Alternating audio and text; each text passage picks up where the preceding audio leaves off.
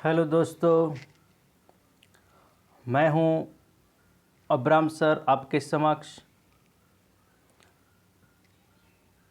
जो नौमा जो काव्य हैं बाढ़ की संभावनाएं, उनके कवि हैं दुष्यंत कुमार।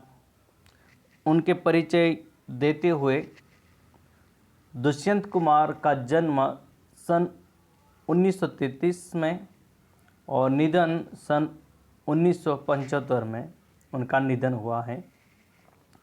दुष्यंत कुमार का जन्म राजापुर, नवादा जिला, बिजनौर यानी उत्तर प्रदेश में हुआ था। उनकी उच्च शिक्षा इलाहाबाद में हुई। सरकारी नौकरी तथा कृषि उनका मुख्य व्यवसाय रहा। रूढ़िवादी और साम्राज्यवादी शक्तियों से संघर्ष की चेतना उनकी कृतियों का प्राण तत्व माना जाता है। गीतकार, गज़लकार और निबंध प्रकार एवं प्रबंधकार के रूप में उन्होंने नए नए प्रयोग किए, किंतु हिंदी संसार में वे गज़लकार के रूप में सुप्रसिद्ध हैं। उन्होंने गज़ल को परंपरागत ढांचे से अलग कर साम्राज्य राजनीतिक यथार्थ का सफल संवाहक बनाया है। उनकी रचना में साए में धूप उनका सुप्रसिद्ध गज़ल संग्रह है। एक कंठ, विषयाई, जलते हुए वन का वसंत और सूर्य का स्वागत उनकी अन्य सुप्रसिद्ध कृतियां हैं। छोटे छोटे सवाल तथा आंगन में एक वृक्ष उनकी सुप्रसिद्ध उपन्यास हैं। इस जो प्रस्तुत जो गज़ल हैं मूलतः एक भावबोध वावली यानी कि भावबोध वाली जो उनकी रचना है, और दुष्यंत कुमार ने गज़ल के रूप में नए नए प्रयोग किए गए हैं। उन्होंने गज़ल को परंपरागत प्रतिमाओं से अलग कर उसे सामाजिक राजनीतिक अर्थात जो प्रस्तुत करने के जो सफल माध्यम बनाया है, और सामाजिक जीवन में मानव की स्थिति का सुंदर चित्रण किया गया है इस काव्य में। और काव्य के प्रकार में एक गज़ल है।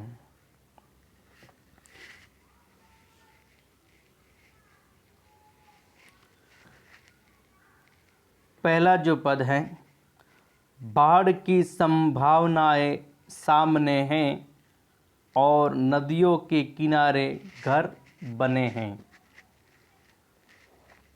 यहाँ पर कवि कहते हैं कि नदियों में बाढ़ आने की जो संभावनाएं हमेशा बनी रहती हैं, उससे भारी विनाश हो सकती हैं, पर नदियों के किनारे ही लोगों के घर बने हैं, यानी फिर भी लोग वहाँ अपने घरों में निश्चित होकर रहते हैं।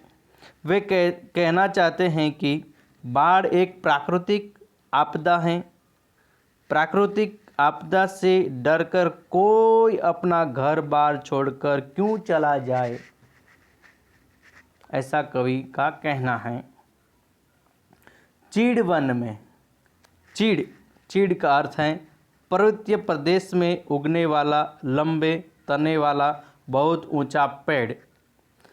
चीड़ वन में आंधियों की बात मत कर, यानी कवि कहते हैं कि चीड़ के वृक्ष के तने बहुत नाजुक होते हैं। इतने की तेज हवा चलने पर भी उनके टूटकर गिर जाने का अंदेशा होता रहता है। इस दरख्तों के बहुत नाजुक तने हैं। दरख्तों का अर्थ है पेड़, नाजुक का यानी सुकुमार, तने का अर्थ है पेड़ का धड़। इसलिए चीड़ के वनों में आंधियों की तो बात ही नहीं की जा सकती, यानी आंधियाँ चलने पर जो चीड़ के सारे वृक्ष धराशायी हो जाएंगे।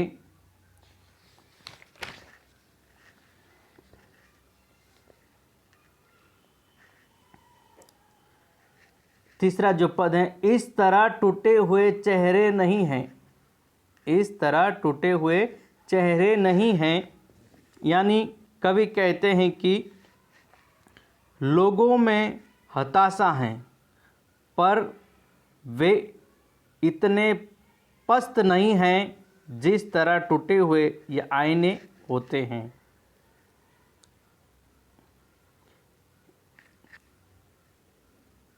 जिस तरह टूटे हुए ये आईने हैं, आईने यानी दर्पण, यानी टूटे हुए आईने टूटने पर टुकड़े टुकड़े हो जाते हैं।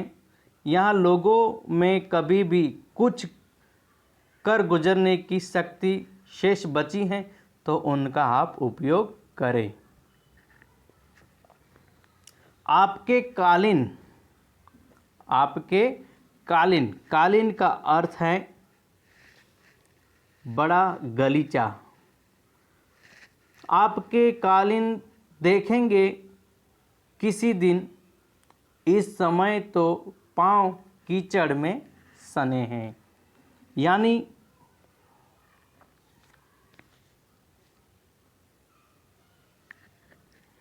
कवि कहते हैं कि कभी तो कष्ट से गुजरने के दिन हैं, उनके भी पैर कभी कीचड़ में सने हुए हैं, बिगड़े हुए हैं और कीचड़ में होते हैं। इस कष्ट से, इस मुसीबत से, उस तकलीफ़ से मुक्ति मिलने पर ही वे किसी के सुखद आश्वासन अथवा उसके वैभव की दर्शन कर सकेंगे, वरना उस वैभव पर भी दाग लग जाएंगे।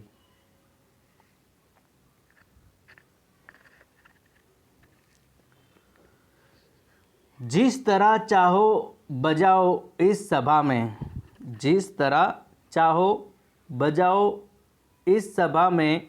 यानी कि कवि कहते हैं कि इस सभा में हमारी स्थिति किसी असहाय व्यक्ति जैसी है, तुम जैसा भी चाहो हमारा उपयोग करो।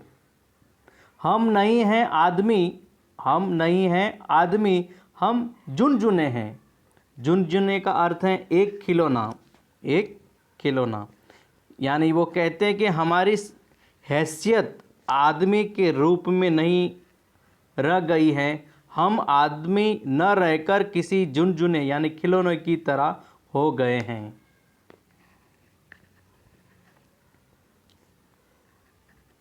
अब तड़पती सी गज़ल कोई सुनाइए।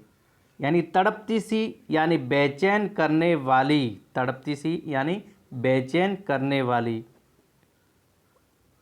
हम सफ़र का अर्थ है साथ में सफ़र करने वाला, यात्री, साथी।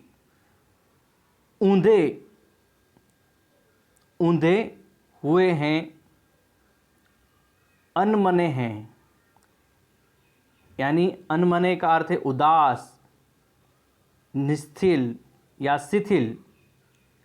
यानी कवि कहते हैं कि हमारे साथ चलने वाले लोग अर्ध निंद्रा की हालत में हैं और उन पर उदासी छाई हुई हैं। अब उन्हें कोई पकड़ती हुई गज़ल सुनाई दीजिए, यानी उन्हें जागृत करे। उजागर मतलब जो सोए हुए हैं तो उनको जागृत कर दीजिए, तो ही उनमें जोश का संचार हो जा सकता है, यानी संचार हो सकता है, उनकी ताजगी आ जाए और जागृत बन जाए, ऐसा कवि कहते हैं। तो यहाँ पर जो ये काव्य यहाँ पर समाप्त होते हैं।